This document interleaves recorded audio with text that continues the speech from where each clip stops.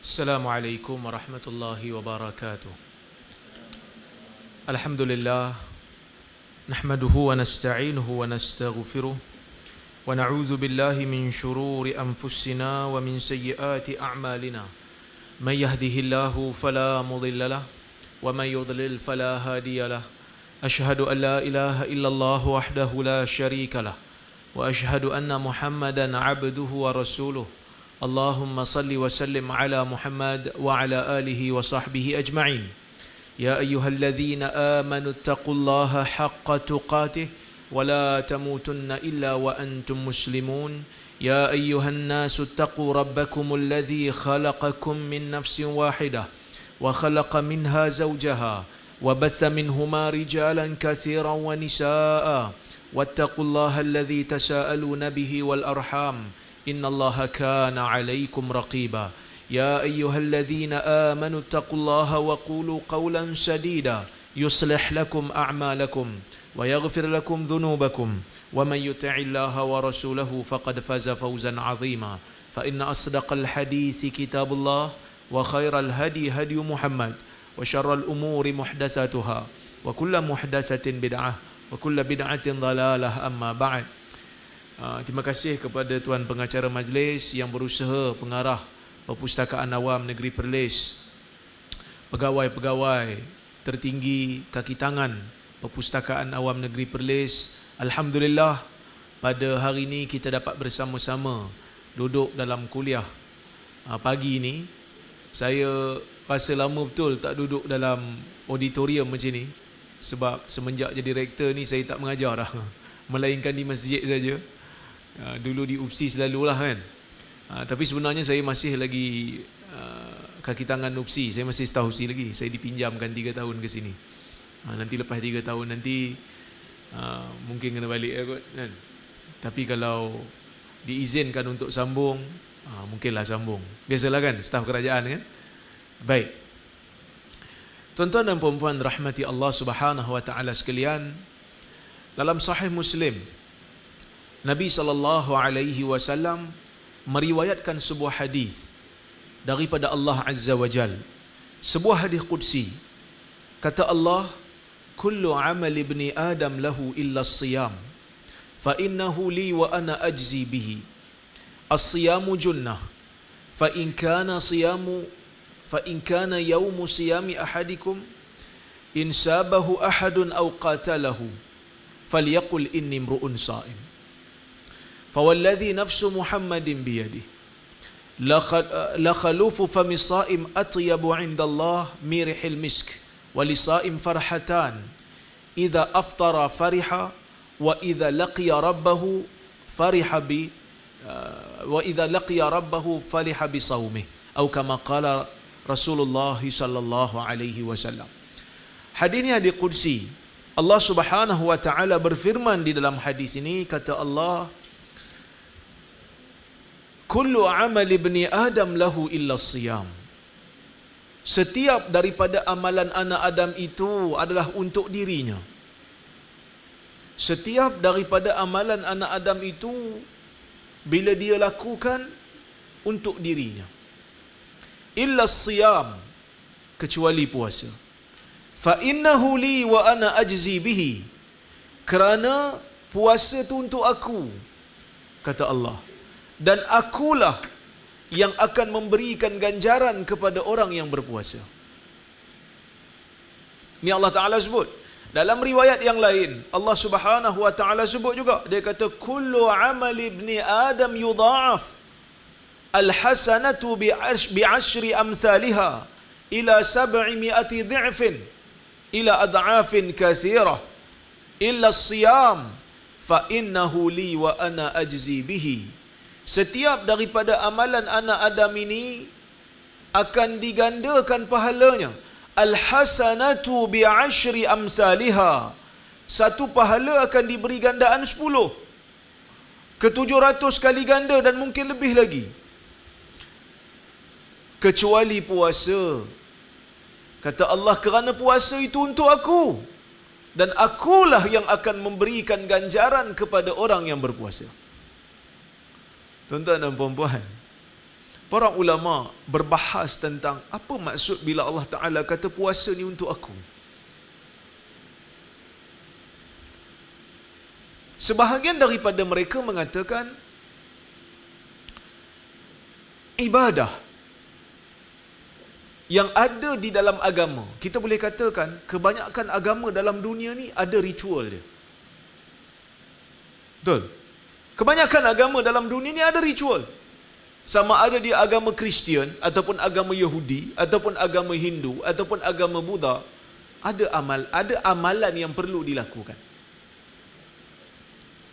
Kan orang Hindu ada Thaipusamnya. Kan orang Kristian ada hari Ahad untuk dia pergi ke gereja.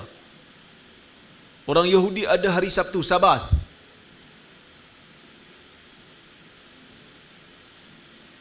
Jadi agama ni ada ritual. Islam yang merupakan agama asal bagi manusia juga ada ibadatnya. Cuma dalam banyak-banyak ibadat, puasa ni dia agak sedikit istimewa. Biasa kalau orang tanya ibadat ni apa dia? Secara mudah kita kata kullu amalin aw qaulin yuhibbuhu Allah wa rasuluh. Setiap daripada perkataan atau perbuatan yang Allah Ta'ala dan Rasul suka, itu ibadatlah. Kita nak dekatkan diri pada Allah, kita buat sesuatu, maka itu dikira sebagai ibadah. Jadi bila kita tengok salat, ibadah. Betul? Bila kita tengok zakat, ibadah. Bila kita tengok haji, ibadah. Baik. Kita pergi pada salat. Salat tu apa dia? Salat tu al-af'al wal-aqwal al-muftahatatu bit-takbir wal-mukhtatamatu bit-taslim. Para ulama bila dia bahas tentang apa ni, salat, dia kata definisi salat setiap perkataan dan perbuatan yang dimulakan dengan takbir dan diakhiri dengan salam. Jadi salat tu dia ada takbiratul ihram, dia ada baca Fatihah, dia ada berdiri, dia ada rukuk, dia ada i'tidal, dia ada sujud, dia ada tasyahud dan sebagainya. Kalau kita tengok haji tu apa dia? Oh, haji ni ada macam-macam amalan dalam dia. Ada ihram, kemudian ada tawaf, kemudian ada sa'i, ada melontar, ada bercukur ataupun memendekkan rambut. Apa itu zakat?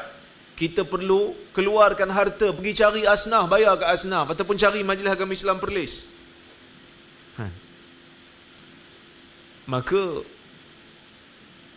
ibadat di dalam Islam itu adalah perbuatan ataupun perkataan yang Allah suka, yang Nabi suka. Tapi kalau orang tanya pasal puasa, puasa ni apa dia? Puasa ni ibadat tak? Ibadat lah Ustaz. Sebab tu kena ada niat. Bila masuk bulan puasa, nak niat sebulan terus boleh tak? Nak niat sebulan terus boleh tak? Mazhab Syafi'i tak boleh. Tapi kita guna mazhab Maliki, dia kata puasa sebulan penuh boleh. Tapi sebenar-benarnya lah. Saya ni orang Perak. Tuan-tuan boleh faham Belum boleh lagi bahasa Perlis. Baru 3 bulan. Jadi sebenarnya orang yang rajin puasa, niat ni tak ada masalah pun dia. Dia tahu esok nak bangun sahur. Malam ni bila seorang isteri tanya, "Bang, esok sahur nak makan apa?" Niat dah ada. Sebab memang bangun sahur tu untuk puasa.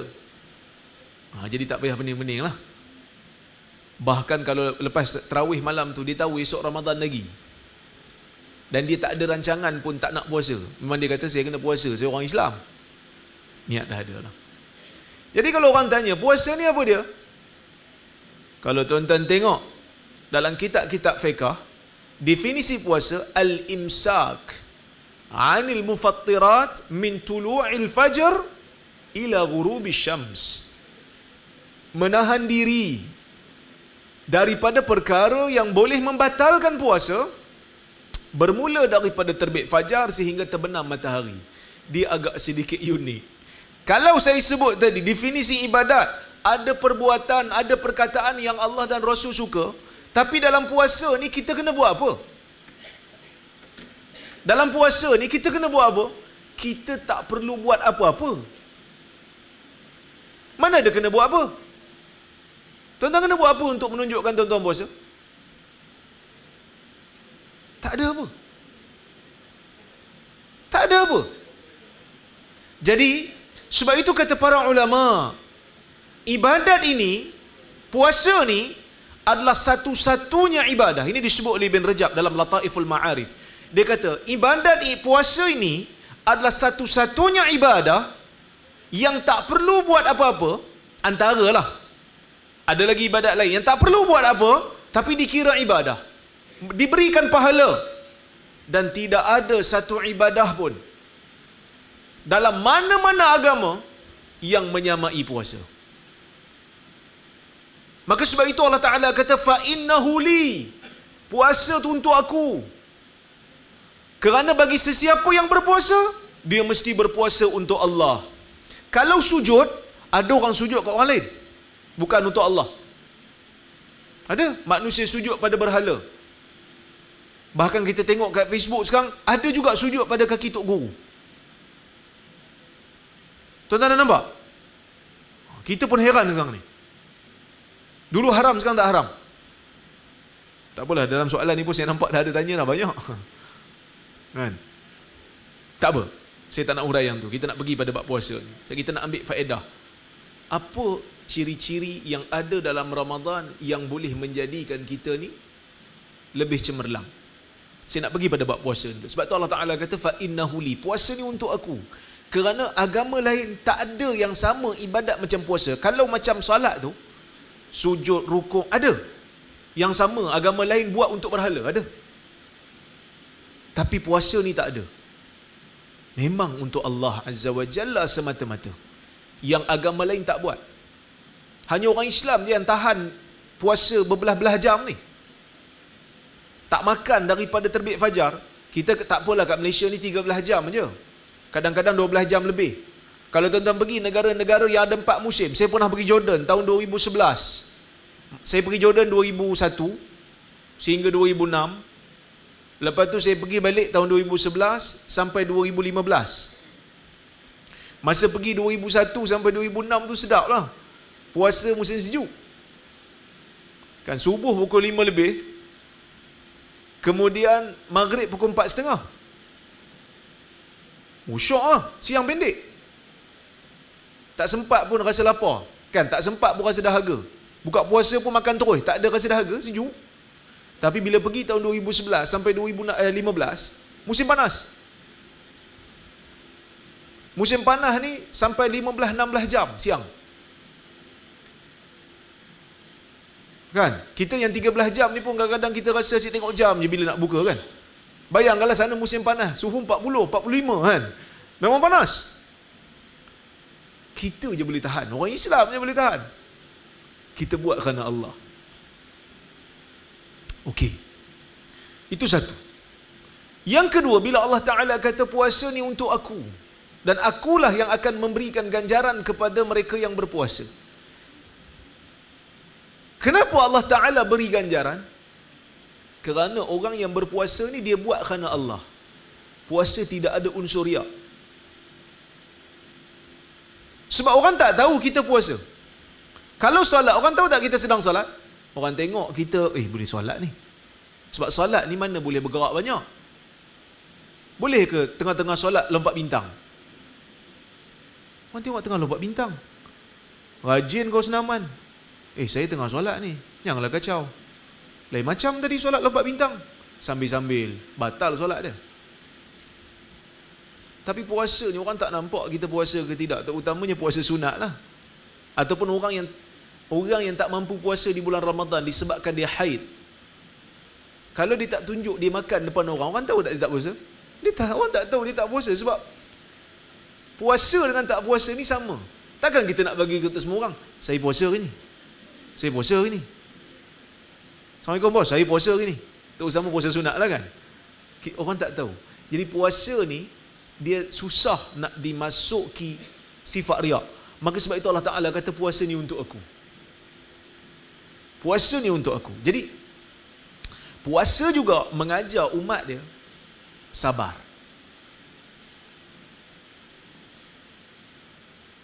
Maka sebab itu ganjaran dia besar. Sebab tu Allah Ta'ala kata fa'innahu li wa ana ajzi bihi. Aku yang beri ganjaran pada orang yang puasa ni. Dan bila Allah Ta'ala bagi ganjaran, kata Ibn Rajab, kata Imam Nawawi, ganjaran Allah Ta'ala itu lebih berganda-ganda lah. Kerana apa? Kerana orang puasa ni sabar. Orang yang berpuasa ni ada sifat sabar. Dan orang sabar ni, ganjaran pahalanya besar. Allah Ta'ala sebut dalam Quran, innama yuwaffas sabiruna ajrahum bighairi hisab. Sesungguhnya orang-orang sabar itu diberikan ganjaran kepadanya tanpa hisab, tanpa ada skema. Kalau malaikat bagi, ada skema. Tapi kalau Tuhan bagi, dia tak ada skema. Allah Ta'ala itu maha pemurah. Tuan-tuan dan puan-puan rahmati oleh Allah Subhanahu wa Ta'ala sekalian, hadis ini mengajar kita tentang satu yang ni penting dalam pekerjaan. Bila kita buat sesuatu, kita kena ikhlas. Yang ni yang kadang-kadang susah. Yang kadang-kadang organisasi tak boleh nak pergi jauh ni, bila mana ada dalam organisasi manusia-manusia yang lebih mementingkan tentang agenda peribadi berbanding agenda jabatan. Dan saya masuk dalam pentadbiran, nak wujudkan kesatuan jiwa, first kena bagi tahu kepada staff, kita kerja ni nak bangunkan umat. Yang menjadikan Nabi sallallahu alaihi wasallam dan para sahabat itu, yang menjadikan Nabi dan para sahabat itu berjaya, adalah kerana mereka tidak ada agenda peribadi, melainkan agenda peribadi itu selari dengan agenda umat. Nabi sallallahu alaihi wasallam pernah didatangi oleh seorang sahabat yang bernama Khabbab. Kena siksa teruk Khabbab ni. Khabbab bin Al-Arat datang kepada Nabi sallallahu alaihi wasallam mengadu, "Ya Rasulullah, ala tad'u lana, ala tastansiru lana?" Ya Rasulullah, kau tak berdoa ke kepada Allah untuk kami? Ya Rasulullah, engkau tidak minta tolong ke kepada Allah untuk kami? Pasal apa Khabbab cakap macam ni? Sebab dia kena seksa. Dia kena seksa macam mana? Dia dipaksa baring di atas besi yang dibakar, besi panas, dan tidak ada yang memadam api di besi itu melainkan hanya lemak badannya yang cair. Belakang badan ini ada lemak cair. Datang jumpa Nabi. Nabi SAW bangkit dalam keadaan muka Nabi menahan marah. Kenapa Nabi marah? Nabi marah dengan perkataan tu seolah-olah macam Nabi tak fikir pada umat. Yang Nabi ajar pada umat, apa-apa pun fikir tentang umat. Tu yang Nabi ajar. Sebab tu golongan Muhajirin, Ansar ni, kalau kita tengok dalam sejarah, la mathila laha, tidak ada yang seumpamanya. Orang-orang Muhajirin meninggalkan Mekah hanya kerana agama. Tuan-tuan dan puan-puan, saya ni baru je pindah daripada Perak mari ke Perlis. Kita tahu macam mana susahnya perpindahan. Dan pindah tu pula naik kenderaan yang selesa. Orang Muhajirin pindah daripada Mekah ke Madinah dalam keadaan bahaya. Siapa berani? Hanya mereka yang ada iman lah yang berani. Yang tak ada iman, payahlah Ustaz. Kan? Kalau nak mati-mati seorang-seorang jangan ajak saya. Tapi Muhajirin dia sanggup. Sebab apa? Sebab dia tahu perjuangan mereka bukan untuk diri sendiri, tetapi untuk umat. Untuk umat. Ansar membantu orang-orang muhajirin ni dengan bantuan yang tidak pernah berlaku dalam sejarah manusia keseluruhannya. Bantu dari sudut apa?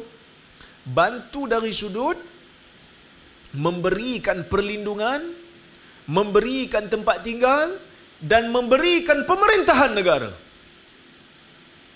Kita pun bantu jugalah pelarian-pelarian ni. Ada pelarian Syria, ada pelarian Bosnia awal dulu, ada pelarian Rohingya kan, kita tolong.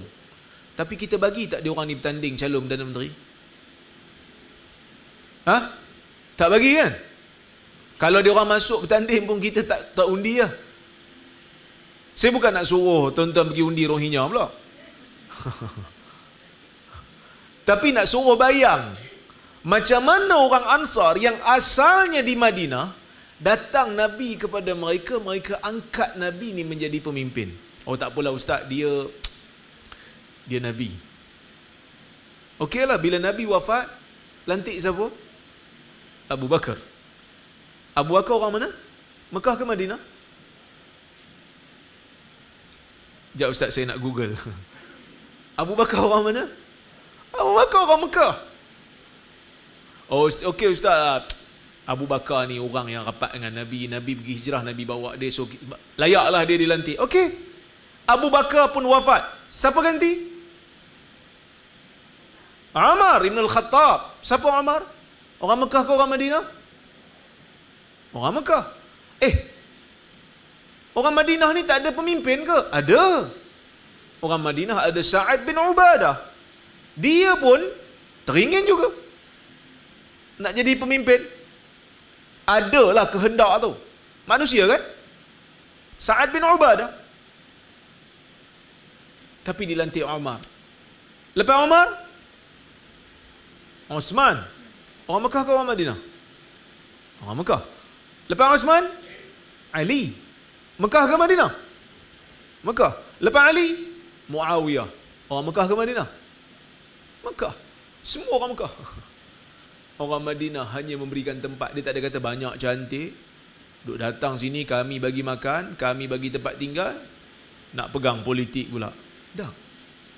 Kerana dalam organisasi, yang penting adalah performance.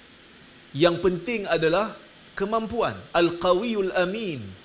Yang kuat dan yang amanah. Saya datang ke sini, saya bukan orang Perlis. Saya tak tahulah orang Perlis suka ke tak saya kat sini. Tapi Alhamdulillah setakat ni saya nampak selalulah orang datang kat saya, tegur, jemput, ceramah kan. Perpustakaan pun jemput. Kira nampak macam boleh terimalah kehadiran saya kat sini. Itu menunjukkan satu petanda kita berdasarkan kepada merit, bukan kepada asabiyah negeri. Ini ditunjukkan oleh Nabi dan para sahabat. Yang ni kita kena kekalkan. Ikhlas untuk membangunkan umat. Ikhlas.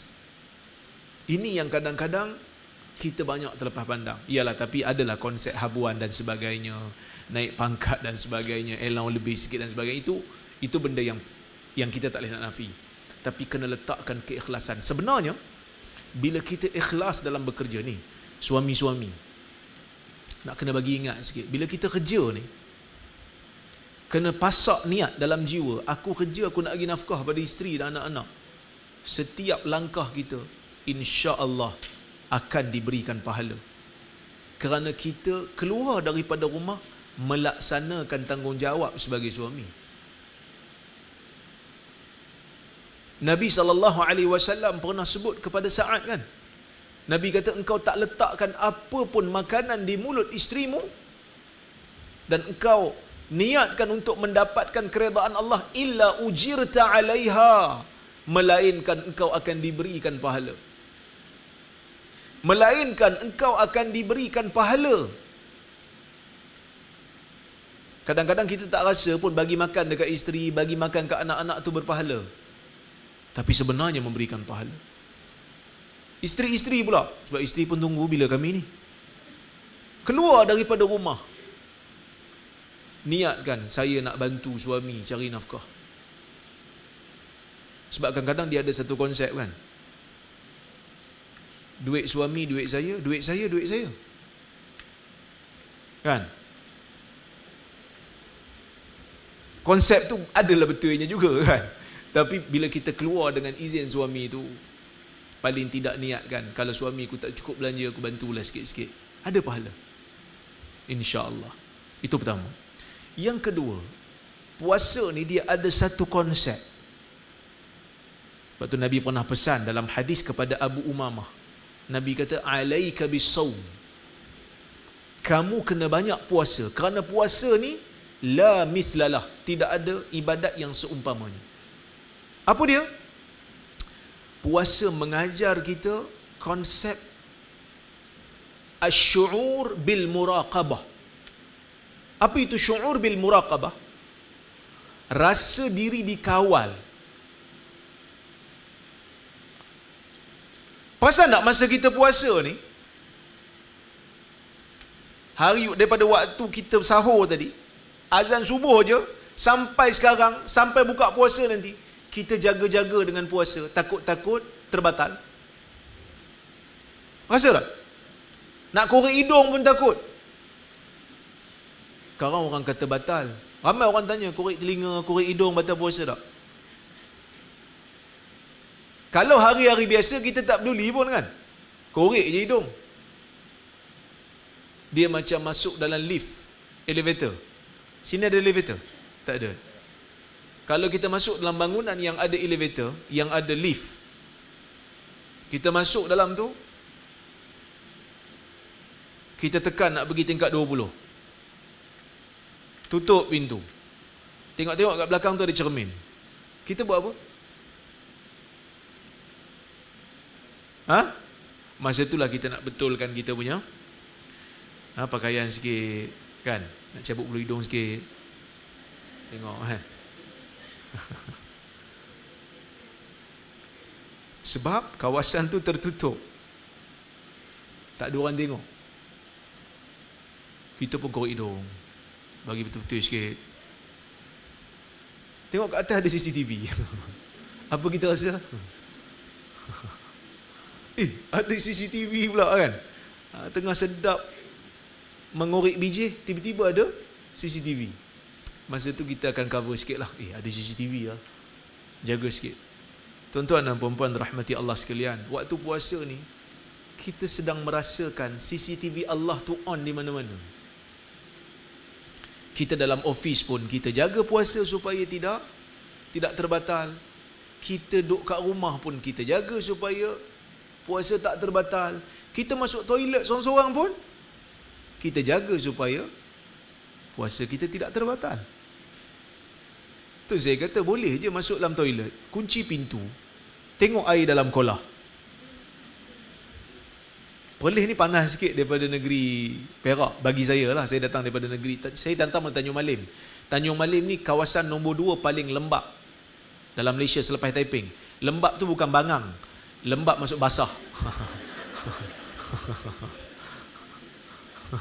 Saya orang kata kawasan paling lembap masuk kawasan paling bangang. Bukan bangang, kawasan paling banyak hujan. Kalau tak silap saya lah, sebab kami berada di kaki gunung Banjaran Titiwangsa. Sejuk lah kawasan tu kan. Tapi bila sampai Perlis ni dia agak panas sikit kan, sebab Perlis ni cuaca dia macam Thailand sikit kan. Saya sampai mula-mula bulan 2 tu, angin timur. Bulan 1 panas, malam sejuk lah, siang panas, hujan pun tak ada kan. Okay. Tambah-tambah bila waktu, tapi sekarang ni tak rasa sangat panas sebab kita musim hujan kan. Katalah Perlis ni panas, masuk dalam bilik air, kunci pintu, tengok air dalam kolah, menarik. Air kolah dah serupa air Pepsi. Boleh tak kita minum sikit? Ambil satu gayung, minum. Lepas tu keluar. Bila orang tanya puasa tak? Alhamdulillah, puasa. Kau orang tahu. Tapi kita tak buat pun. Kita tak buat. Walaupun kita bersendirian, kita tak buat. Sebab kita tahu, manusia tak nampak tapi Allah nampak. Sama macam organisasi pun, kena buat benda yang sama.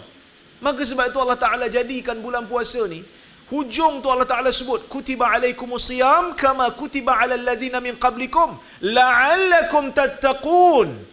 Diwajibkan ke atas kamu berpuasa seperti mana kewajipan itu telah dikenakan kepada orang-orang sebelum kamu. Mudah-mudahan kamu bertakwa. Takwa tu apa dia? Takwa tu macam kita jalan di tempat yang berduri, yang penuh dengan duri, kita tak pakai kasut. Macam mana kita jalan? Kita akan berjaga-jaga. Kita akan letak kaki kita di tempat yang tak ada duri supaya kaki kita tak sakit. Itulah takwa. Umpamanya, ibaratnya. Sama macam puasa. Kita akan berjaga-jaga dan berhati-hati. Ramai orang tanya saya, Ustaz, cucuk vaksin batal puasa tak? Cucuk booster batal puasa tak? Sebenarnya taklah. Apa? Swab kan? Masuk hidung. Masuk batang tulang hidung. Batal puasa tak? Ramai orang tanya. Sebab apa? Sebab ada konsep tu lah. Konsep ikhlas dalam ibadah, konsep takut puasa menjadi terbatal. Nak jadi orang bertakwa ni, konsep tu perlu ada dalam pekerjaan. Kena ada satu, orang kata apa, satu perasaan nak buat apa pun jadi takut, melainkan kalau ada kebenaran. Kita semua ni penjawat awam. Kalau saya tak apalah badan berkanun. Tuan-tuan penjawat awam kan? Federal betul? Kaki tangan kerajaan pusat kan? Zaman sekarang mungkin tak sangat lah. Tapi zaman dulu, cuba bayangkan. Sebelum ada handphone. Nak telefon. Telefon urusan kerja ke telefon urusan peribadi? Guna telefon pejabat. Kadang-kadang menung juga kita. Saya pun pernah jugalah dulu jadi cikgu kan sekejap. Sebelum jadi masuk universiti. Sama jugalah badan berkanun pun sama. Guna mesin photostat. Guna telefon pejabat. Untuk peribadi. Kita nak bayar balik macam mana? Kalau kita kerja dekat private, benda tu salah. Tapi at least kita boleh ganti sebab ada owner. Tapi kerja dengan kerajaan ni siapa owner? Rakyat Malaysia yang bayar cukai pada waktu tu. Bayangkan, kita nak bayar balik macam mana? Seronok kerja kerajaan, betul, loan senang lulus. Sebab selit gaji kita, bank suka. Gaji masuk tiap bulan. Tapi tanggungjawab sangat besar. Kena ada amanah, kena ada ikhlas, kena ada integriti. Ini yang puasa ajar kita. Itu yang kedua. Yang ketiga, puasa ajar kita tepati masa. Tuan-tuan dan puan-puan perasan tak? Kita bila masuk bulan puasa ni, kita jaga masa. Terutamanya bila dekat-dekat nak masuk subuh dan dekat-dekat nak masuk maghrib. Suara yang paling suka untuk kita dengar pada bulan puasa ni adalah suara Bilal. Betul? Bulan selain daripada bulan puasa, kita tak peduli pun azan ke tak azan. Kadang-kadang azan kita, awalnya azan. Tak sempat lagi buat apa-apa, kan? Kadang-kadang kita tak peduli pun azan. Tapi bila masuk bulan puasa, azan asar pun keliru. Dah maghrib ke?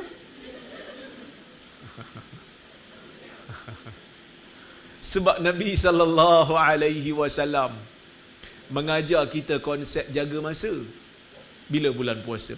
Sebab Nabi kata siap-siap. Nabi kata, "Idza ra'aitumul laila aqbala min hahuna faqad aftara sha'im," atau kama qala, hadis Bukhari. Kalau kamu melihat malam telah terbit di sana, maka telah berbukalah orang yang berpuasa. Jadi kita pun tunggu saat malam. Bila malam? Bila matahari terbenam. Tapi iyalah kan, Nabi suruh tengok matahari bila nak buka, tapi kita tengok ayam. Tu yang buka puasa 4 minit awal tu. Dia kata, Bilal lah ni, azan awal sangat, kami makan dulu. Kena qada ke Ustaz? Kena qada lah. Kenalah qada. Sebab Nabi suruh tengok langit dulu. Matahari dah terbenam betul baru berbuka. Kita pergi tunggu azan, pergi tengok TV, tengok ayam. Jadi tak sempat nak tengok matahari. Kan? Tapi insya-Allah itu orang kata apa, kesilapan yang terpencil lah. Kesilapan tu kena qada lah. Kena qada menurut pendapat majoriti ulama. Tapi dia ajar kita konsep jaga masa. Benda ni kita boleh guna dalam organisasi. Masa. Dibayar gaji untuk bekerja. Berapa jam? 8 jam. Janji dengan kerajaan nak kerja 8 jam. Cukup tak 8 jam? Kita tengok waktu-waktu tak puasa. Masuk punch in pukul 8 pagi. Perpustakaan 8 pagi. Okay, 8 pagi. 8 pagi sampai 8 suku, gosip dulu. 8 suku sampai 8:30, sembang pasal drama semalam. Yang bersambung-sambung tak habis lagi. Masing-masing duk jangka, hari ni macam mana kesudahan ceritanya. Padahal sama-sama tengok, sama-sama cerita balik. Kalau yang lelaki pula tengok Liverpool ke menang, Man U ke menang. Bola. 8:30 pergi minum sampai pukul 9. Pukul 9 baru nak pegang pen buat kerja. Nak pegang pen buat kerja, orang pula letak surat khabar di atas meja. Tengok surat khabar dulu. Lepas tu terima call. Tengok WhatsApp group pula. Pukul 10 baru nak kerja. Gaji penuh ke tak penuh? Gaji penuh. Gaji penuh. Ada tak sumber-sumber yang tak halal? Kalau begini gayanya, ada sumber yang tak halal. Tak maaf tuan-tuan, saya sebut ni hakikat. Kita semua pegawai kerajaan, kita tahu.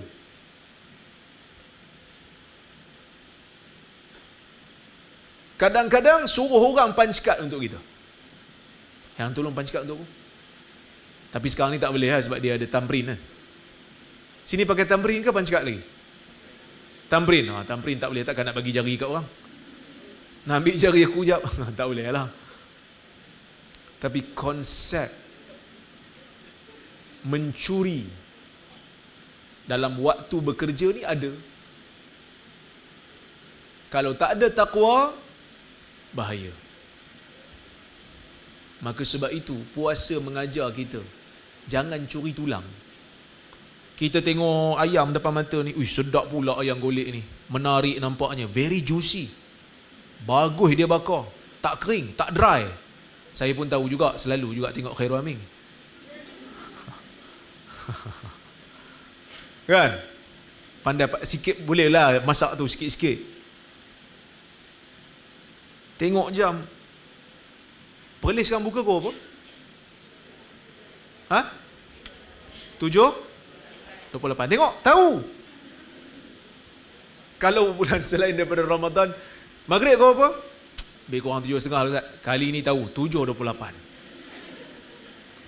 Tak salah pun, tak salah. Betul lah tu.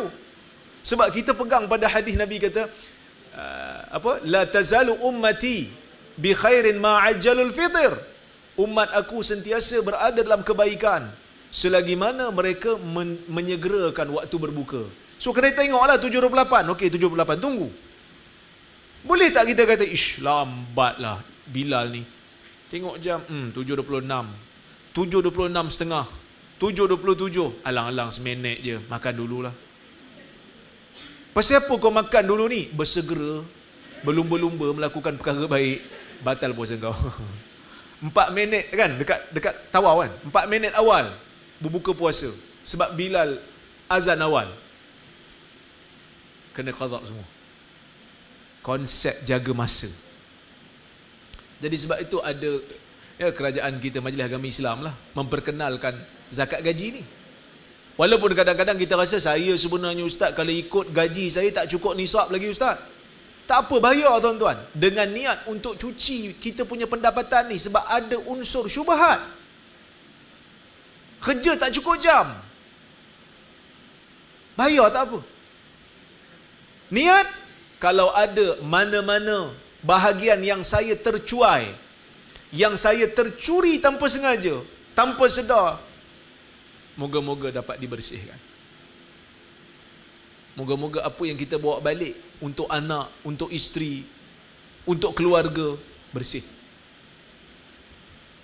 Itu di antara hikmah Allah Subhanahu Wa Taala syariatkan puasa.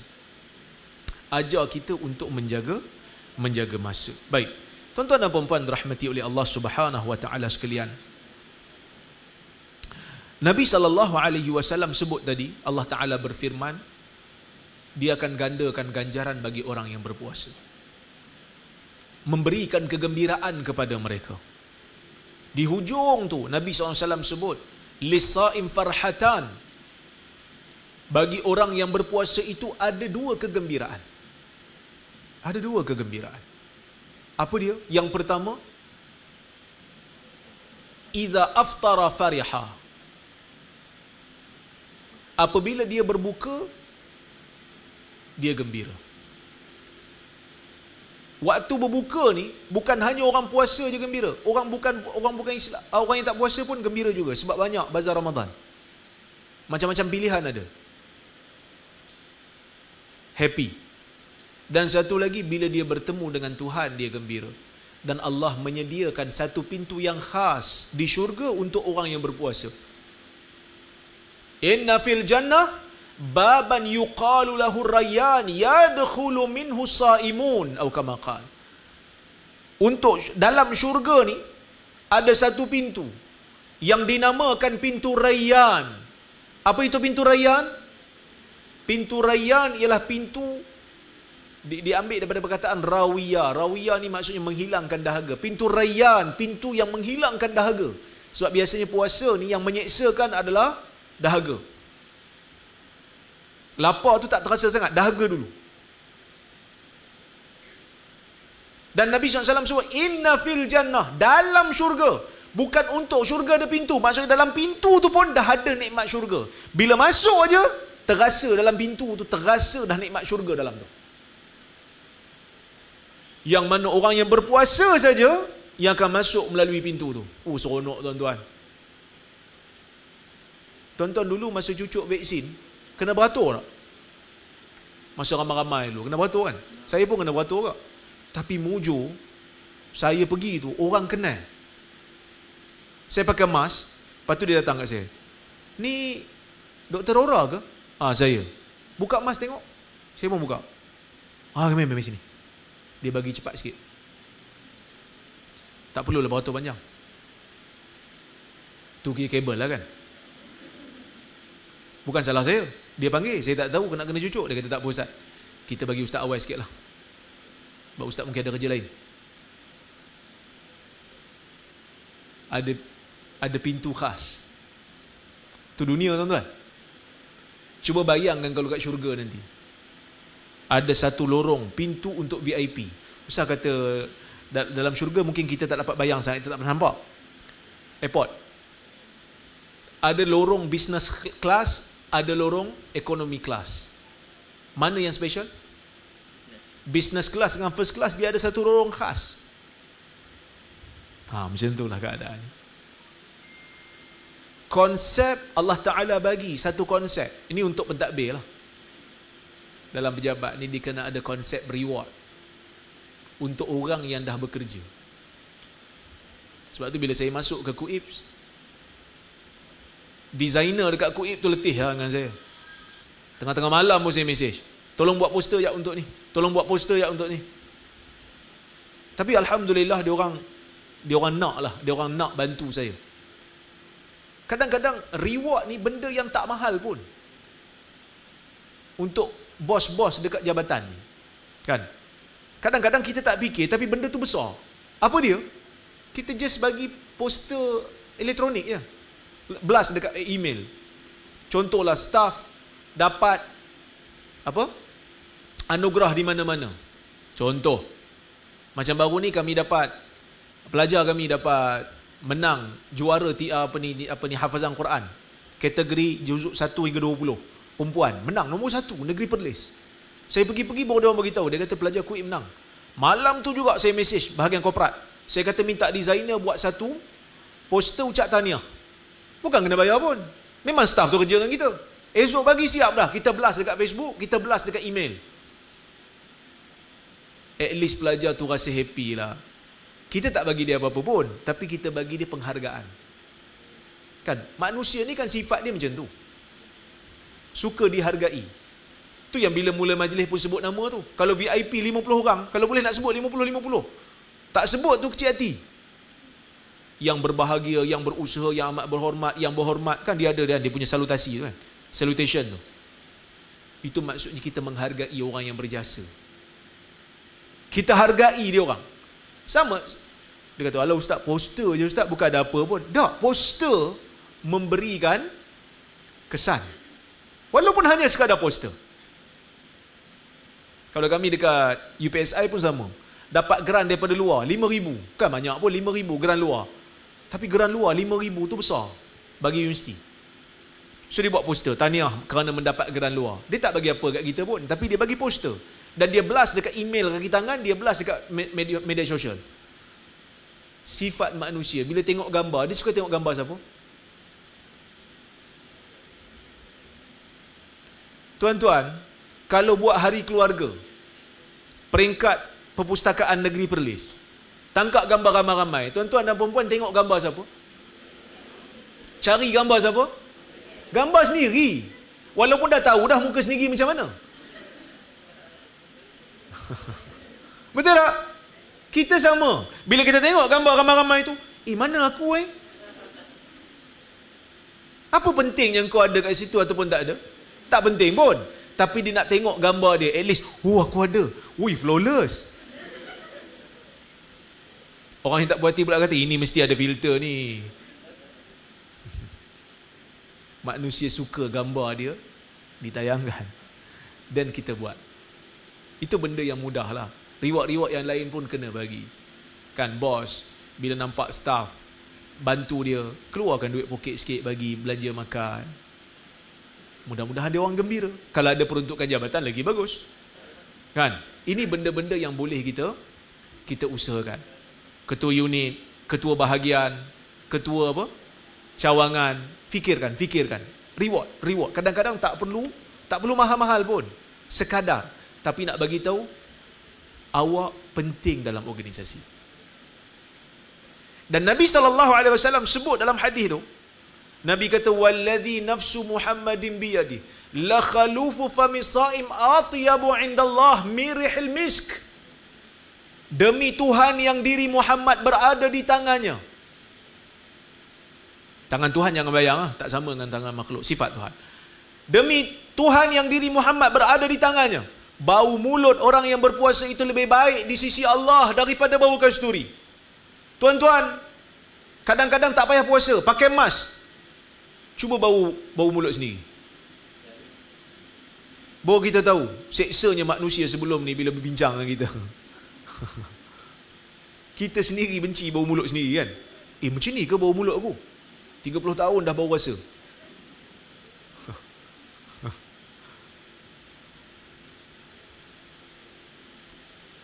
Bau mulut ni kena jagalah juga. Tapi bila puasa kita tak boleh kontrol. Bau tu memang keluar. Bau tu keluar disebabkan apa? Disebabkan perut kita yang kosong. Pembakaran lemak berlaku, jadi mulut berbau. Kan? Mulut berbau ni kata Nabi lebih baik di sisi Allah daripada bau kasturi. Nampak? Tapi bau di sisi Allah lah, bukan bau di sisi manusia. Jadi tak payahlah kita nak pergi halakan bau mulut kita kat orang. Bau kasturi. Dah lah semalam tak gosok gigi. Jangan salah faham pula bila baca hadis. Di sisi Allah, bukan di sisi manusia. Okey? Apa maksudnya? Kadang-kadang ada benda yang kita rasa tak penting, tapi sebenarnya ia berdarjat tinggi. Bau mulut ni, walaupun orang lain tak selesa, tapi kerana ia ibadah, maka ia besar di sisi Allah. Sama macam dalam organisasi. Di mana pun staf kita berada, dia penting dalam menyumbang organisasi. Walaupun dia buat kerja yang busuk-busuk pun, buang sampah, cuci toilet, dia memberikan jasa. Sebab tu saya selalu pesan dulu kan, siapa yang baca tulisan-tulisan saya ada sebut dalam hadis riwayat Al-Imam Al-Bukhari, Nabi SAW kata, hal tunsaruna wa turzaquna illa bi du'afaikum.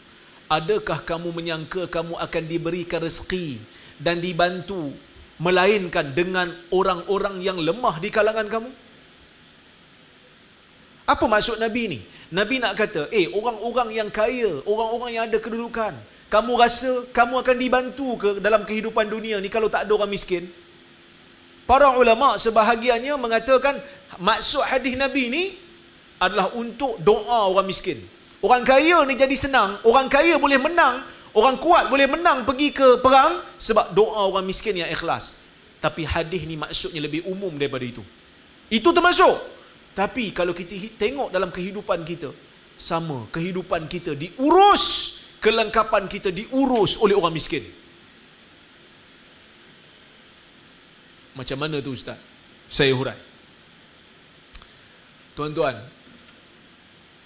buka puasa, pergi bazar Ramadan, hari ni beli ikan bakar. Ikan bakar tu tuan-tuan pergi tangkap ke nelayan pergi tangkap? Nelayan pergi tangkap. Nelayan ni biasanya orang kaya ke orang miskin? Oh Ustaz, dia ada company Ustaz. Iyalah company, bukan bos company, bukan CEO company itu yang pergi tangkap. Pekerja lah pergi tangkap. Dan dia tu mungkin B40. Tuan-tuan makan telur masin. Benda simple, telur masin. Buat sendiri ke telur masin? Tak. Siapa buat? B40 buat. Tuan-tuan pakai kasut. Siapa yang jahit kasut? B40 jahit. Jadi tuan-tuan, kehidupan kita ni banyak diuruskan oleh orang miskin. Walaupun kadang-kadang kita rasa, alah kau ni cuci toilet aja, alah kau ni buang sampah aja kat pejabat aku. No, jangan rasa macam tu. Kerana mereka tetap penting dalam organisasi. Maka sebab itu kita kena hargai semua orang yang ada dalam organisasi kita. Jangan sombong, jangan takabur, hargai orang. KL banjir kilat baru ni, kereta tenggelam habis. Allah Ta'ala nak tunjuk, kalau saluran air tersumbat, kereta boleh melayang. Sebelum ni mungkin kita rasa macam orang yang cuci longkang ni tak ada apa, tapi itu kerja dia. Longkang tersumbat, banjir kilat, kereta hilang. Menangis-nangis tengok kereta hanyut, kereta dah jadi sampan. Allahu Akbar. Maka dia ajar satu konsep, bukan semua benda yang kita rasa tak selesa tu tak berguna pada kita. Kadang-kadang di sisi Allah ia ada nilai. Jadi sebab tu tuan-tuan, kita kena jaga dengan manusia ni. Jangan pandang rendah dengan manusia. Semuanya ada nilaian dia di sisi Allah. Mungkin dia miskin, mungkin dia B40, mungkin kita T20, kita ketua jabatan. Kan saya ni pun Allah Ta'ala tengah uji jadi rektor daripada ketua jabatan yang paling rendah dalam organisasi, yang selalu kena lanyak, yang selalu orang telefon tanya dah siap ke belum. Hari ni saya lompat jadi rektor. Satu lompatan yang sangat tinggi lah bagi saya. So, ujian bagi saya. Kena tengok orang-orang bawah ni, kena tengok orang yang berada di organisasi paling bawah, dia juga menyumbang dalam organisasi. Itu yang keberapa? Yang keseterusnya saya pun tak ingat dah. Dan tuan-tuan dan puan-puan rahmati Allah sekalian, bulan puasa ni ya, dia ajar kita konsep kawal diri. As-siyamu junnah. Puasa itu perisai, Nabi kata. Fa in kana yaumu siyami ahadikum fa in sabahu ahadun aw qatalahu fa in kana yaumu siyami ahadikum fala yarfuth wala yaskhab. Siapa-siapa yang berada dalam hari dia berpuasa, jangan dia mencarut, jangan dia bertengkar dengan suara yang tinggi. Self control. Puasa ni kita punya apa? Kita punya perut lapar. Kita tak ada mood. Tambah pula kalau pagi tadi bangun tengah siap-siapkan makanan untuk sahur, azan, tak sempat nak makan. Lagi stres. Jadi bila pergi kerja hari tu, jangan tegur sangatlah. Bad mood. Sebab apa? Silap tengok jam. Dia ingat 5 suku punya 6 suku. Stres. Jangan tegur sangatlah, jangan buat lawak sangat. Sebab apa? Aku tak ada mood hari ni. Nabi SAW pesan, jangan dia mencarut, jangan dia meninggikan suara bertengkar. Fa in qatalahu fa in sabahu ahadun aw qatalahu falyaqul inni mru'un sha'im. Kalaulah kata ada orang pergi maki dia, ada orang ajak dia bergaduh, katakan saya sedang berpuasa. Ni konsep self control dalam organisasi sangat-sangat berguna. Bila kita nak sebut apa-apa ke tengah marah ni, kontrol, jangan sebut, jangan. Dalam hadis riwayat Imam Ahmad, sanad dia ada problem sikit, tapi ada sebagian ulama kata hasan, tak boleh digunakan dalam fadailul a'mal. Nabi ada pesan pada seorang sahabat. Seorang sahabat ni datang jumpa Nabi, dia kata, ya Rasulullah, izni wa aujiz. Ya Rasulullah, tolong bagi saya satu pesanan dan ringkaskan pesanan tu. Ringkaskan sikit. Nabi SAW kata, iza taqumu ila salah fasalli salata muwaddi' wa iza tukallim fala tukallim bikalamin ta'tadhiru minhu ghada wajma'il iyas mimma fi aidin nas. Nabi SAW sebut, Nabi kata, 3 pesanan Nabi bagi kat dia. Sebab dia kata, ya Rasulullah, tolong bagi saya satu nasihat, ringkaskan nasihat tu. Nabi bagi 3 kat dia. Nabi kata, yang pertama, bila kamu pergi salat, salat kamu tu jadikan macam salat orang yang nak meninggal lepas tu. Tu first. Maksud kalau kamu nak solat, jadikan solat tu solat terakhir. Inilah solat paling akhir, lepas ni aku mati dah. So kita akan pastikan solat tu berkualiti. Tu first. Yang kedua, jangan cakap benda yang esok engkau menyesal. Esok ni boleh jadi hari esok, boleh jadi kiamat nantilah. Dan wajma'il iyas mimma fi aidin nas. Ini saya hurai kemudian, iaitu himpunkan perasaan putus asa dengan apa yang ada di tangan manusia. Okey? Baik. Nabi kata jangan bercakap dengan cakap yang esok kau menyesal. Self control. Tambahan pula dalam puasa, kalau kita boleh tahan diri kita waktu puasa, tahan lidah. Waktu kita tak ada mood, waktu perut tengah lapar, waktu tak sempat sahur, kita boleh lawan. Kita boleh tahan daripada bercakap benda yang tak elok. Waktu lepas bulan puasa lebih mudah untuk kawal diri. Sebab tu Nabi bagi satu pesanan. Kalau kamu nak sebut satu perkataan, kamu sebut perkataan tu, esok kamu tak menyesal. Kadang-kadang waktu marah ni, biasalah bos kan, waktu marah ni kadang-kadang nak sebut apa saja, seronok, tengah marah. Tapi cuba fikir, esok kau menyesal tak dengan perkataan ni? Kalau esok menyesal, jangan sebut dulu, diam. Kalau tak pasti pun diam dulu. Pastikan bila bercakap benda yang bermanfaat. Tu first. Wajma'il iyas mimma fi aidin nas. Himpunkan perasaan putus asa dengan apa yang ada di tangan manusia. Jangan haraplah kalau benda tu kat tangan manusia. Harap dengan apa yang ada di sisi Allah. Ni satu benda juga. Bila kita puasa ni, kita kadang-kadang tak nampak, bukan kadang-kadang, memang tak nampak pun reward yang Allah Ta'ala nak bagi ni. Tak nampak reward. Reward manusia kadang-kadang ada, tapi nama kita tak sampai pula. Contohlah, kan, jabatan panggil buka puasa, tapi nama kita tak lekat. Dah 2 tahun dah tak dapat buka puasa kat luar. Contohnya kan, buka puasa, dijemput untuk buka puasa ramai-ramai ni, buka puasa rasmi ni, tak lekat. Tak apa tuan-tuan, kerana reward Allah Ta'ala ada. Allah Ta'ala tidak pernah sia-siakan puasa kita. Itu konsep untuk kita sebagai pekerja ni. Kadang-kadang kita buat apa orang tak nampak, kan? Kita buat apa pun orang tak nampak. Kita bagi sumbangan macam mana pun orang tak hargai, kan? Tak apa tuan-tuan, satu hari nanti Allah Ta'ala akan nampak. Dan saya bukan nak cerita apa, saya duduk di negeri Perak. Negeri Perak ni, dia tak bagi saya tauliah. Saya mohon dia tak bagi tauliah untuk mengajar agama, dia tak bagi. Tapi saya boleh mengajar kat universiti. Saya boleh mengajar kat universiti. Dalam kelas saya boleh mengajar, dalam masjid tak boleh mengajar. Masjid universiti pun saya tak boleh mengajar. Kadang-kadang kita rasa sedih lah juga. Kenapa aku tak boleh mengajar ni? Minta tauliah khas pun tak dapat, kan? Tapi tak apa tuan-tuan, kita doa je. Saya pun kata, dulu masa 2 tahun saya dekat Perak. Sebelum tu saya duduk di Kuala Lumpur berulang alik lah sebab isteri mengajar di Kuala Lumpur. So di Kuala Lumpur saya ada tauliah. Saya boleh mengajar. Ada kuliah.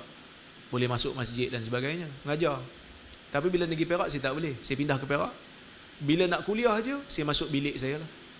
Kunci pintu, pasang Zoom. Cakap seorang-seorang depan laptop. Tapi online lah. Adalah audience. Tapi kita tak nampak audience. Dia tak sama. Ceramah ada audience dengan ceramah seorang-seorang depan laptop ni tak sama. Dia punya eye contact, dia punya perasaan emosi tak sama. Kan? 2 tahun. Nak ceramah masuk bilik kunci. Nak ceramah masuk bilik kunci. Tapi kalau orang tanya, okey ke? Saya kata okey, yang penting ada ruang. Sangka baik dengan Allah. Mungkin ini kebaikan yang Allah Ta'ala nak bagi.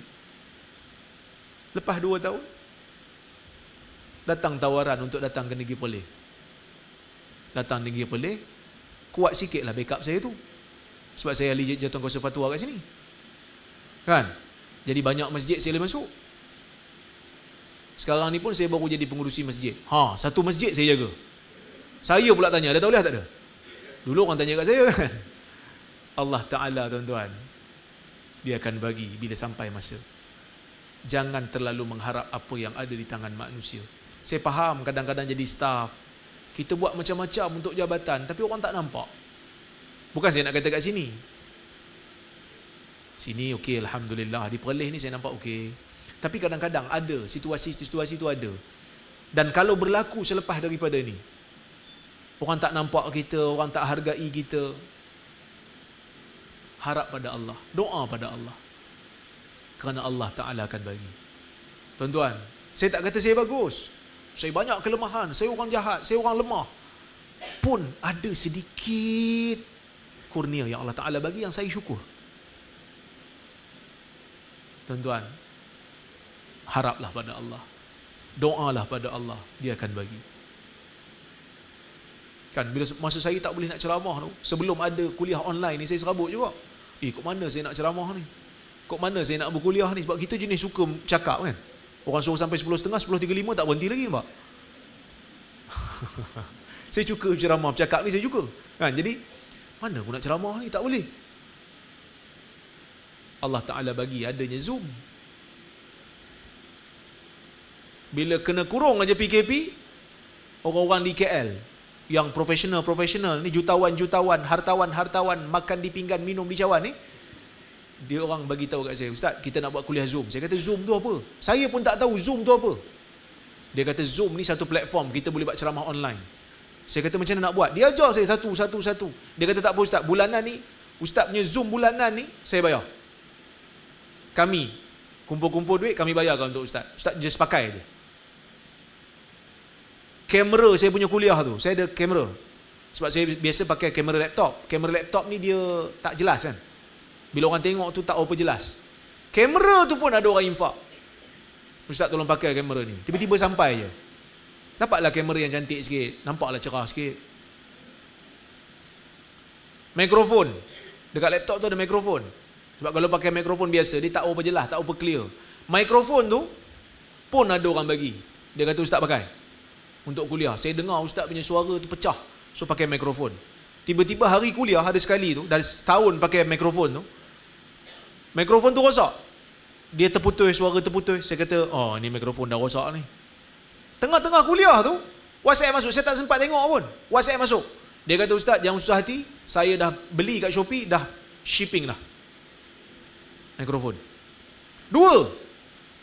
Saya kata, macam mana saya nak pakai sampai 2 ni? Gila-gila Ustaz. Ustaz kena pakai yang saya punya. Please, saya dah beli. So, dia orang berlumba-lumba nakkan pahala. Sebab tu tuan-tuan, sangka baik dengan Allah. Allah Ta'ala akan bagi apa yang kita perlu. Cuma mungkin apa yang kita nak Allah Ta'ala belum bagi sebab kita belum perlu. Saya pernah sebut pada satu orang Tan Sri. Saya ada kawan dengan satu orang Tan Sri. Tan Sri ni tuan-tuan di jutawan. Bila bulan puasa, saya biasa jumpa dia. Dia akan panggil saya pergi buka puasa dengan dia. Tan Sri mana tuan-tuan jangan tanyalah. Sebab dia pun tak nak orang tahu dia Wahabi. Tapi Tan Sri ni pun ramai lah. Sebenarnya bukan Wahabi pun. Dia suka dengan saya. Orang tuduh saya Wahabi, saya bukan Wahabi. Orang tuduh. Okay. Bila dia panggil saya satu kali tu, dia bagi cek 200,000.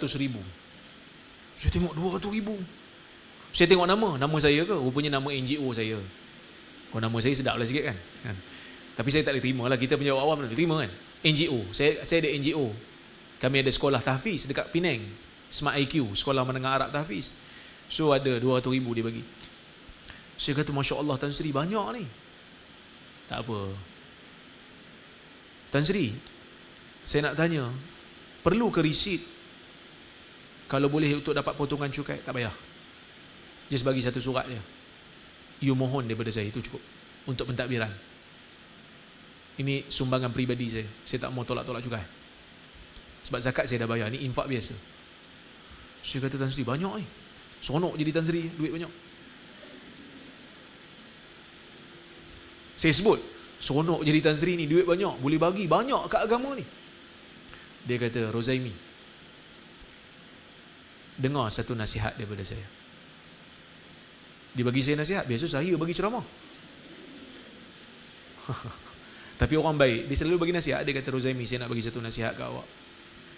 Gini Syekh, dia kata, bila Allah meletakkan kamu di satu tempat, di satu posisi, yang mana dekat posisi itu kamu boleh ingat Allah, kamu boleh sumbang sikit-sikit ikut kemampuan kamu, kamu boleh ikhlas untuk agama, syukur pada Allah. Syukur, itu sudah cukup baik. Kerana belum tentu kalau kamu berada di kerusi saya, kamu akan jadi macam saya. Belum tentu. Saya juga berdoa kepada Allah supaya saya boleh kekal konsisten. Dan saya pun tak sama macam orang-orang lain. Mungkin orang lain lebih banyak bagi pada saya.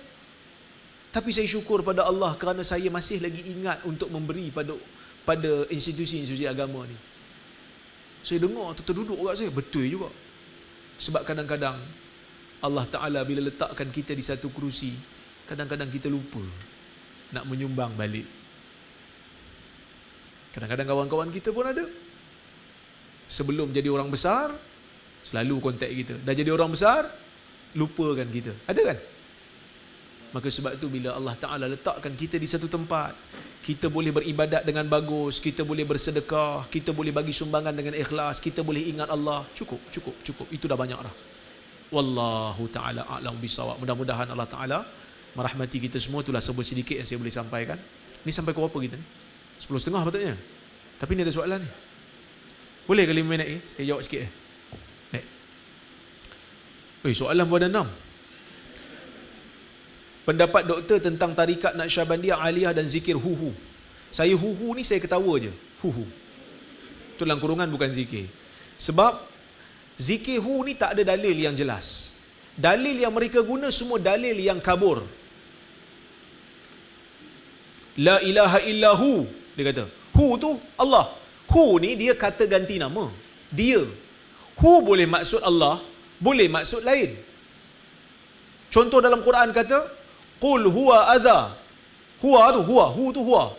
Qul huwa adha. Orang tanya Nabi Muhammad tentang haid, katakan ia kotor. Jadi huwa boleh maksud haid.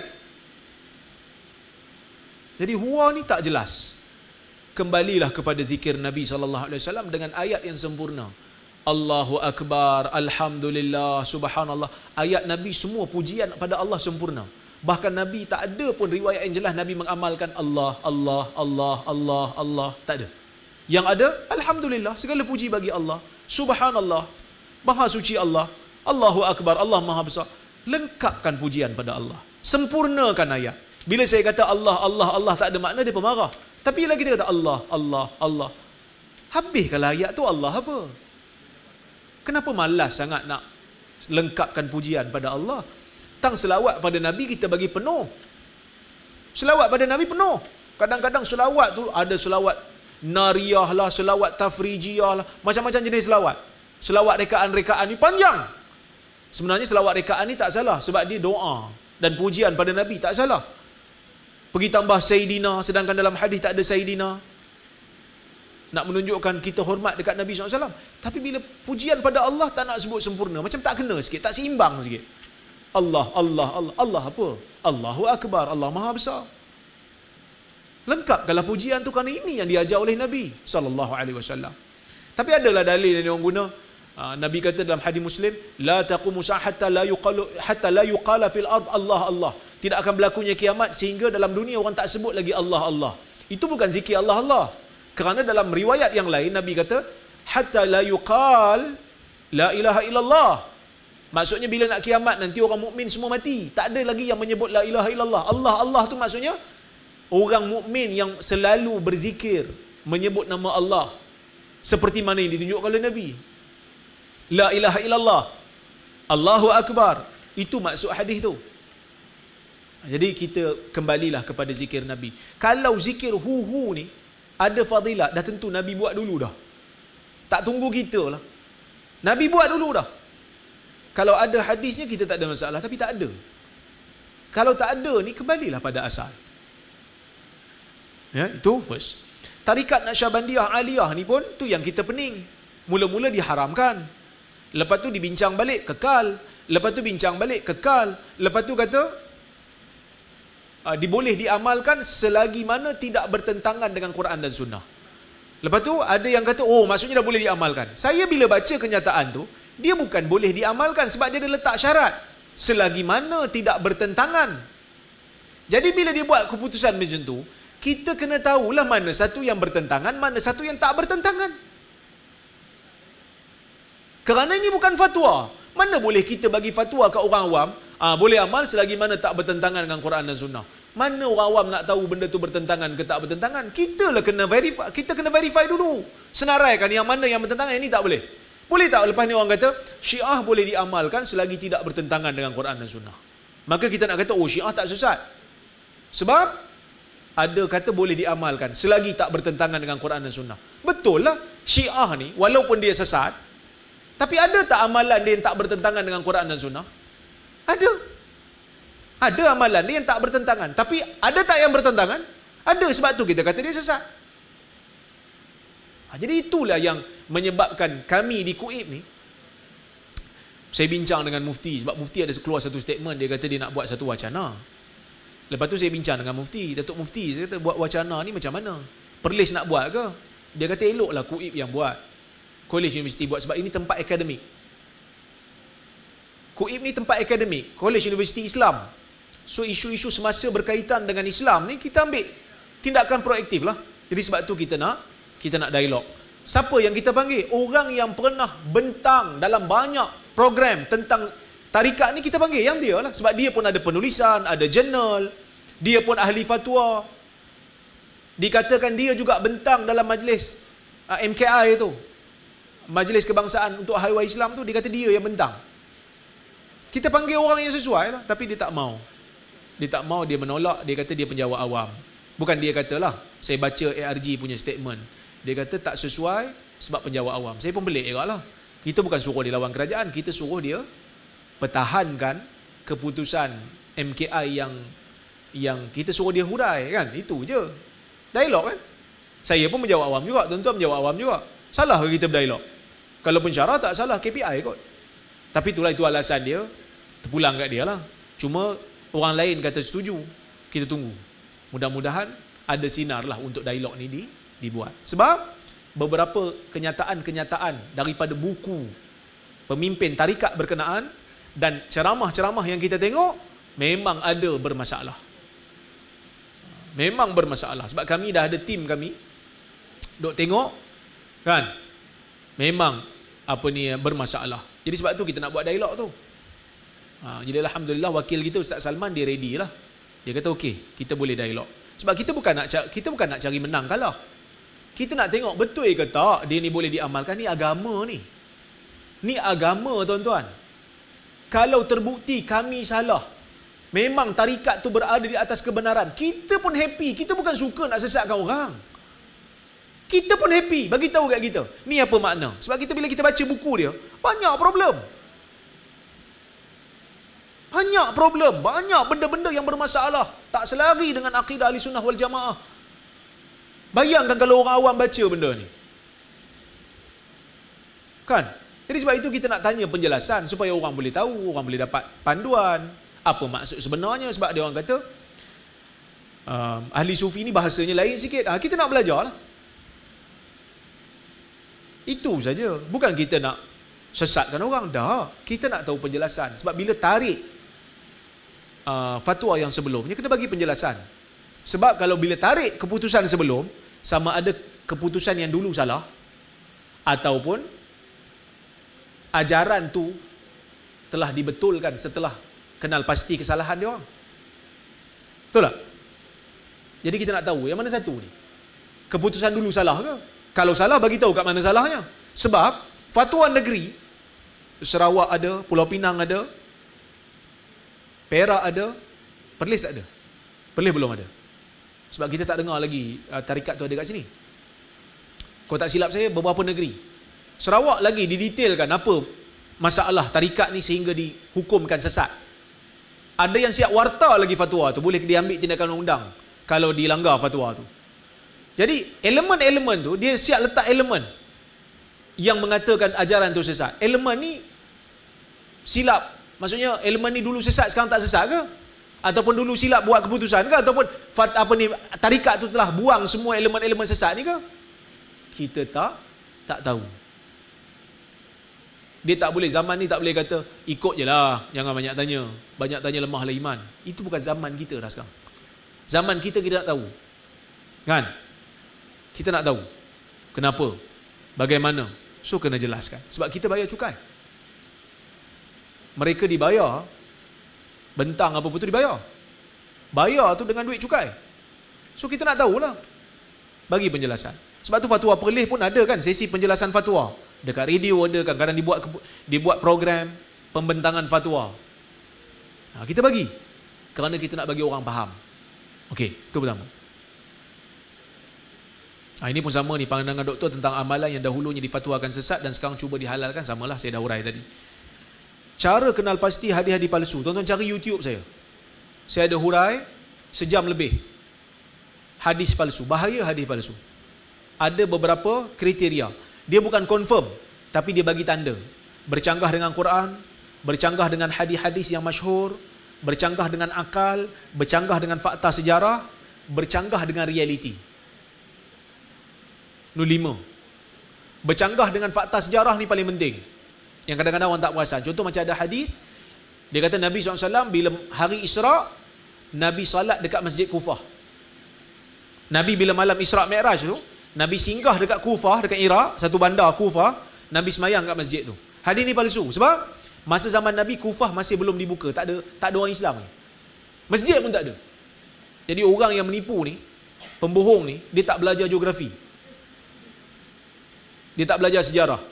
Macam kita baca buku Hang Tuah lah. Minuman kegemaran Hang Tuah ialah Pepsi. Tahulah memang menipu lah ni. Zaman Hang Tuah mana ada Pepsi. Tuan-tuan, burger pun masuk tahun 80-an dekat Malaysia kan. Yang berumur, mungkin dia tahulah zaman dulu 70-an, 60-an, orang kita tak kenal lagi burger. Kan, kalau pergi dating pun beli goreng cempedak je. Tuan-tuan jangan pergi dating lah. Kan? Bercanggah dengan akal. Bercanggah dengan akal ni contohnya macam akal rasa pelik, betul ke hadis ni? Sebab tak seimbang. Siapa-siapa yang tak potong kuku, maka dosanya seperti memelihara sekandang babi. Okey hadis tu. Dosa macam memelihara sekandang babi. Toki babi pun kata,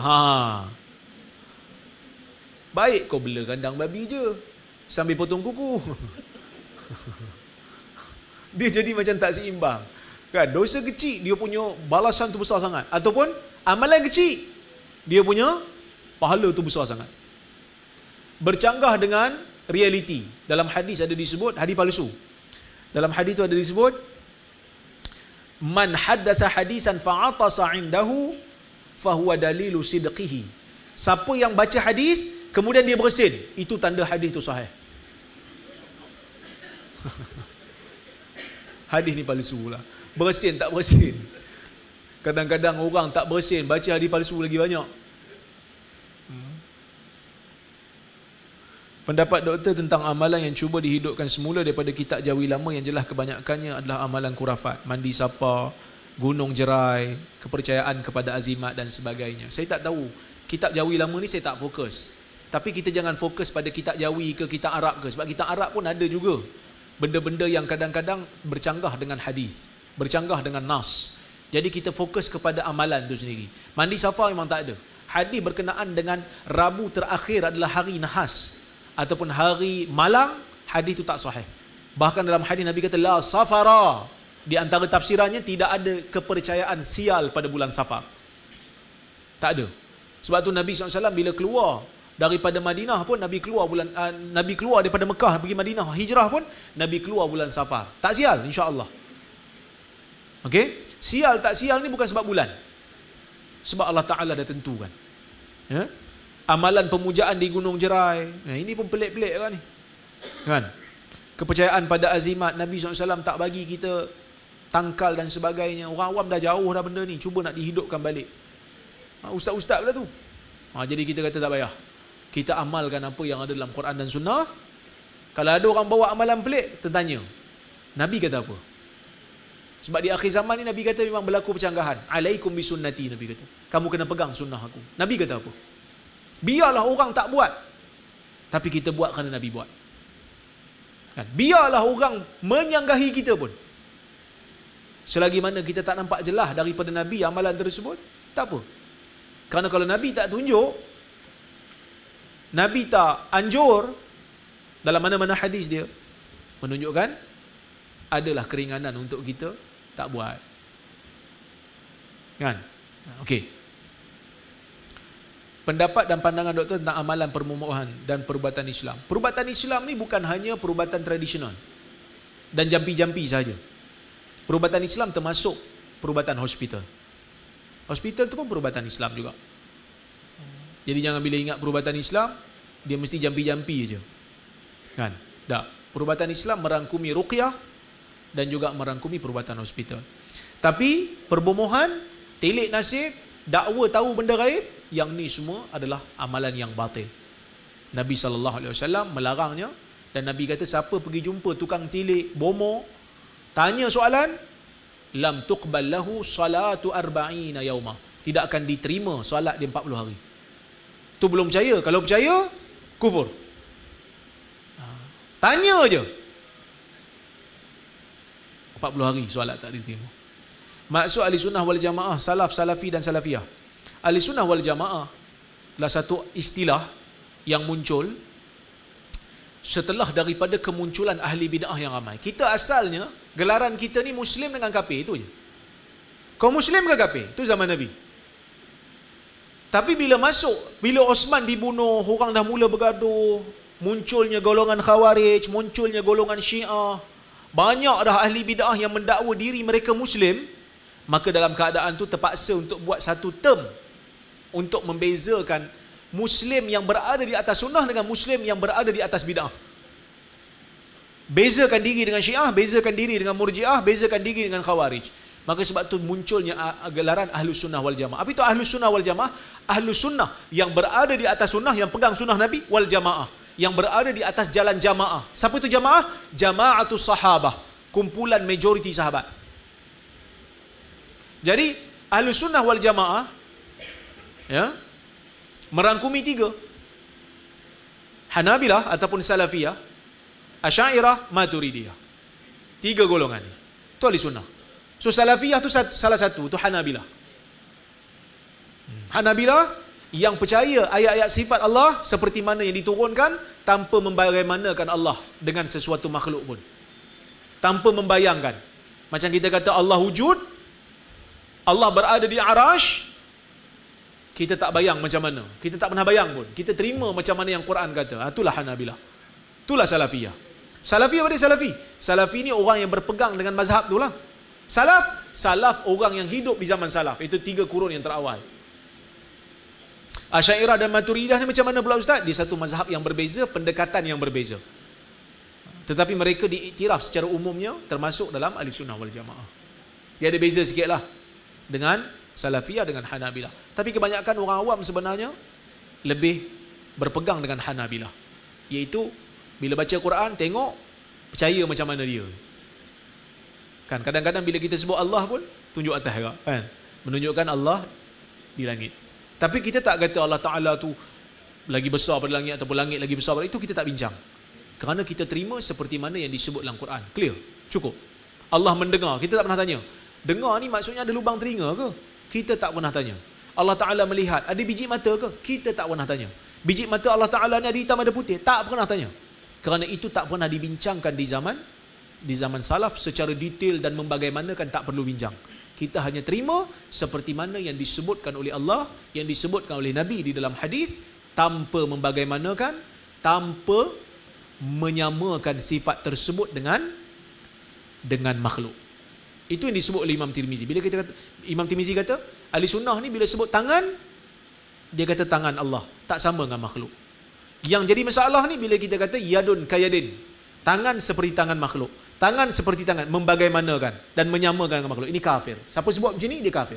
Wallahu a'lam. Okey, terima kasih banyak. Saya minta maaf ambil masa lebih sikit. Terima kasih atas jemputan. Maaf kalau ada tersalah dan tersilap. Aqulu qawli hadza wa astaghfirullahal azim li wa lakum. Wassalamualaikum warahmatullahi wabarakatuh.